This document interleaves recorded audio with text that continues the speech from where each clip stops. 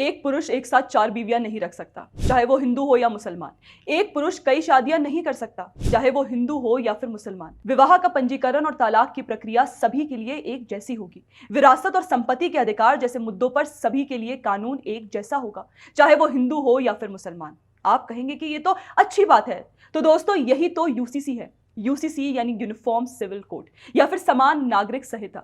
और अब असम की भाजपा सरकार इसी तरह के प्रावधानों के साथ राज्य में यूसीसी कानून बनाने का प्रयास कर रही है।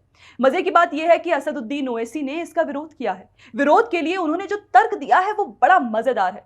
उन्होंने कहा है कि यूसीसी मुसलमानों के ऊपर बैकडोर से हिंदू कानूनों को थोपने जैसा है। मतलब वे कहना चाहते हैं कि यूसीसी हिंदू लॉ है। सवाल सीधा है कि यूसीसी तो यूनिफॉर्म सिविल कोड है, हिंदू कोड तो नहीं है। वैसे भी नेहरू जी ने 1950 से 56 तक अलग हिंदू कानून देश में लागू किए हैं।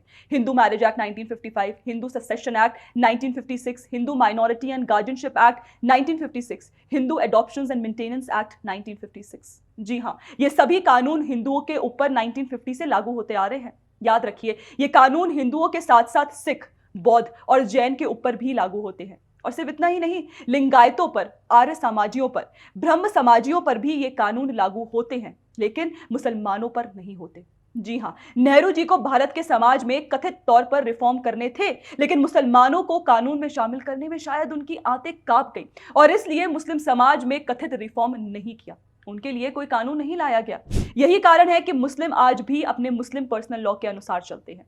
सवाल सीधा है कि अगर यूसीसी हिंदू लॉ है, फिर हिंदुओं पर जो कानून लागू है वो क्या है? अगर यूसीसी हिंदू लॉ है, जैसा कि असदुद्दीन ओवैसी ने कहा, तो उसे लाने की जरूरत ही क्या है? ओवैसी लोकसभा के सदस्य हैं। उन्हें संसद में प्रस्ताव रखना चाहिए कि यूसीसी को ना लाया जाए, बल्कि हिंदू कानूनों को ही मुसलमानों के ऊपर भी लागू कर दिया जाए। क्या ओवैसी ऐसा कर पाएंगे? दोस्तों, असदुद्दीन ओवैसी वकील रहे हैं। सुनते हैं कि बड़ी तार्किक बातें करते थे, लेकिन प्रतीत होता है कि उनके 15 मिनट वाले भाई अकबरुद्दीन का उनके ऊपर असर होता जा रहा है। इसलिए ऐसी बहकी बहकी बातें कर रहे हैं। यूसीसी हिंदू लॉ है। ओवैसी को शायद डर इसलिए लग रहा है क्योंकि मुसलमानों का प्रिविलेज छिन जाएगा।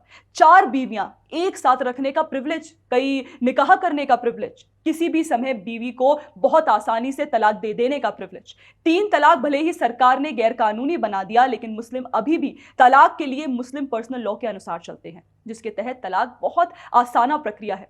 तो ओवैसी साहब का दर्द शायद इसलिए है क्योंकि अगर कानून लागू होता है तो असम में मुस्लिम भी सभी की तरह एक यूसीसी कानून के अनुसार चलेंगे। और यही बात ओवैसी को पच नहीं रही है और कुपच में आदमी तर्क छोड़कर कुछ भी बोलता है। खैर, ओवैसी के बयान को लेकर आपका क्या कहना है, प्लीज हमें कमेंट सेक्शन में जरूर बताइएगा। बाकी अगर आपको हमारा कंटेंट पसंद आता है तो हमारे चैनल को सब्सक्राइब जरूर कर लीजिए। जय हिंद।